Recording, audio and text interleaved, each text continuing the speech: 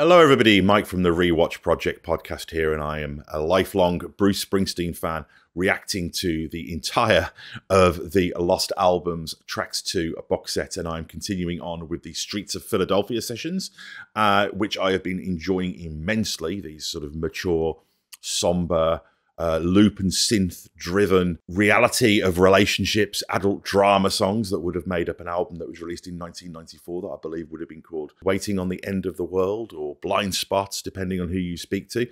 But yeah, this has been a real revelation for me so far. I think this would have been a really powerful album that, if it had been released in 1994. But ironically, I think I would have lacked the emotional maturity to be able to fully appreciate it. So it's actually worked out really well that it's coming out now. But now I've reached for song One Beautiful Morning.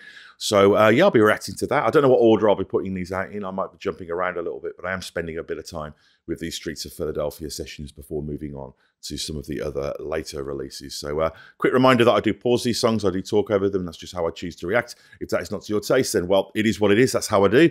And also likes and subscribes are very much appreciated, because subscriptions raise the profile of the channel, help people find it, and result in more conversation, which is the primary motivator for doing this with a greater level of regularity. I would also ask you to check out the other content on this channel, including the Rewatch Project with Hannah and Mike, the podcast I do with my wife, where we go back and rewatch some of our favourite film and television franchises, in addition to the other film, TV, music, and general pop culture related goodness that also cohabits this here channel. And last but not least, we very much appreciate donations via PayPal, if and only if, of course, you can afford to do so without causing yourself any financial hardship, because we certainly do not want that. One beautiful morning. Let's continue on with these wonderful Streets of Philadelphia sessions from the Lost Albums Tracks 2. Boy, that was quite a mouthful. Let's go. This is different. Real drums. Is that Zach Alford, I'm thinking? Doesn't sound like Max. Oh, like mid-90s indie pop.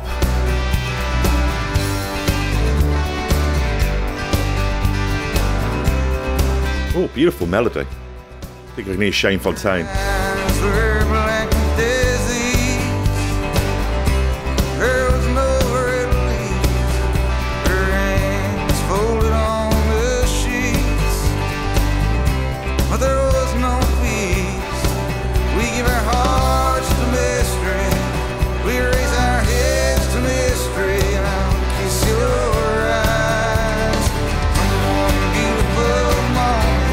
Oh, yeah.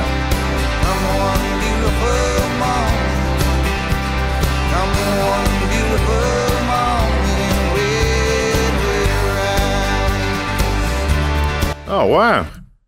This is an unexpected piece of upbeat indie pop rock.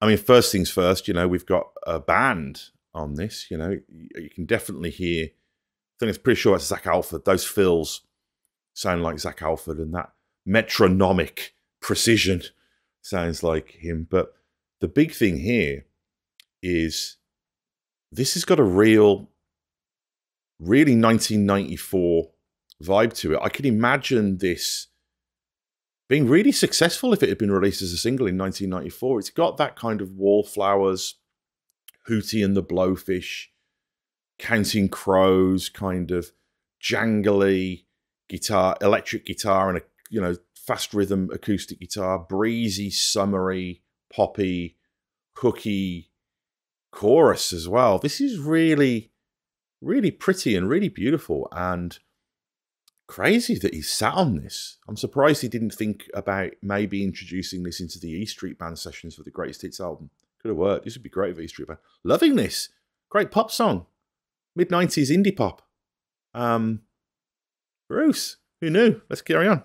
Nobody really knows happens when someone dies. Better look for answers here. There are no words, there are no prayers. We give our hearts to mystery. I love Zach Alford's fills. Our souls to mystery. Spirit flies. One beautiful morning. Is that Patty? Oh, this is beautiful.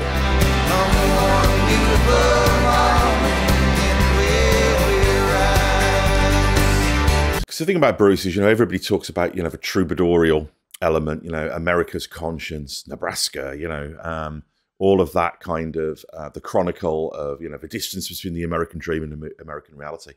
But Bruce writes great pop songs as well. This is the guy who wrote Dancing in the Dark, and this is beautiful. Yeah, wow. What a thrill. What an unexpected pleasure. And I've been loving tracks 2 so far, but, between the somber tone of, and I am working through it chronologically, so between the somber tone of the Streets of Philadelphia sessions and the kind of acoustic, Nebraska with drum machines and synths of the 83 garage sessions, this song really just jumps off the screen, jumps off the page, jumps out the speaker, Oh, Bruce solo.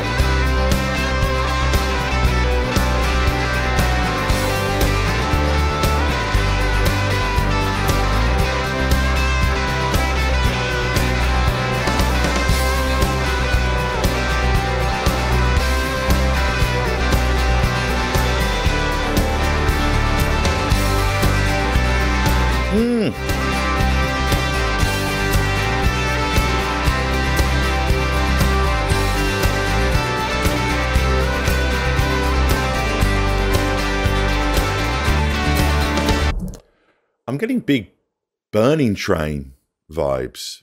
Burning Train from Letter to You, which I think was originally recorded in the 90s. And this has got a similar kind of like really beautiful, sugary chord structure. But that solo, that kind of overwrought guitar solo that follows the melody of the song feels very analogous to Burning Train. So I do wonder if these were recorded around the same time, and that this was kind of a thing that Bruce was doing at the time. I love Burning Train, so yeah, it's great to have a kind of almost companion piece song to that. Your spirit lifts me on high. I watch myself in a troubled sleep. Your steps fall at my side. We wake in the morning with promises to keep. We give our souls to mystery. We give our hearts to mystery in the river sighs. Love those fills.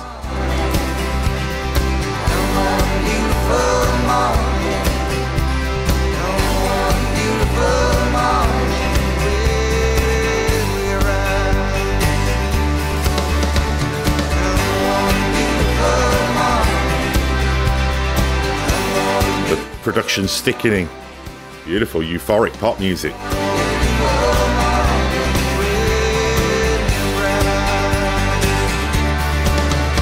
Oh, Zach Alford. Oh, Bruce is going back into the Burning Train style stuff now. This is beautiful. This is just got the Bruce bumps. It just makes me so happy hearing this stuff.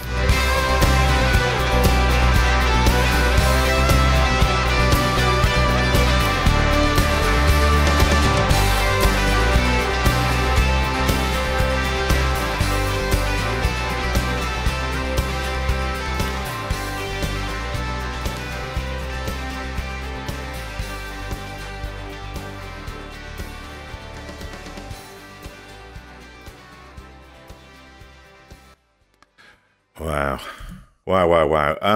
Yeah, what a beautiful song. And I love the fact that it's kind of pretty centrally placed in the album. It's kind of, because it is such a dark album, to have this kind of jewel of gorgeosity and sort of sugary beauty at the heart of the album is a really nice move. It's like Bruce often will have a optimistic song at the end of the album as well, sometimes when he's going into darker territory, or transcendent songs. Often close out his albums. It's the whole blues in the verse, gospel in the chorus kind of thing.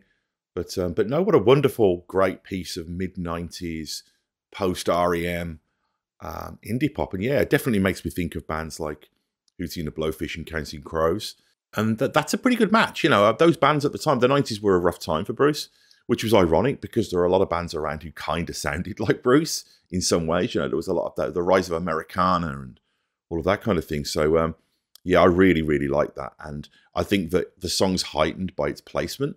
You know, the fact that you've got all of these beautiful jangly guitars, these gorgeous backing vocals, these lovely chording and phrasing and melodies that really jump out at you because of the dark context that it's housed in. Yeah, that was wonderful. Gosh, I'm loving going through these songs. I'm loving taking my time with them. Just finding these sort of songs that have just been sitting there, waiting, you know, lost to time. And now they're here and we're getting to enjoy them. What a tremendous piece of time travel this is. So, yeah, quick reminder that I do appreciate feedback. Leave comments here, likes and subscribes. If you are following this channel and watching these videos, please do subscribe to them. I do put out a lot of other content on this channel that may be of interest to you in the film, TV, music, and general pop culture related goodness sphere. And donations via PayPal are also very much appreciated, if and only if you can afford to do so without causing yourself any financial hardship. So I'll see you again very soon for another reaction to another one of these wonderful lost songs from these lost albums that make up Tracks 2. So see you soon. Bye-bye.